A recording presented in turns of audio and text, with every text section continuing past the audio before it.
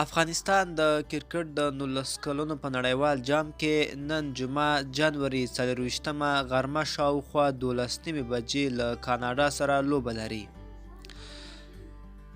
افغانستان د ګروپ دواړو لوبې ګټلې او کاناډا دواړه بایللې دي. د کاناډا ټاپ آرډر بیټینګ کې دریو بیټسمنانو سندو پټیل او کمار رنزونه کړي او بالینګ کې بیا هومره نه دي ځلیدلي. افغانستان بیا دواړو بیټینګ او بالینګ کې ښه ځلیدلی دی.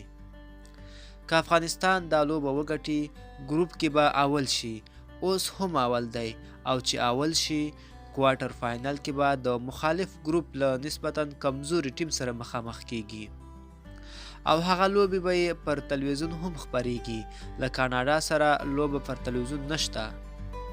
د افغانستان د بریا په هیله.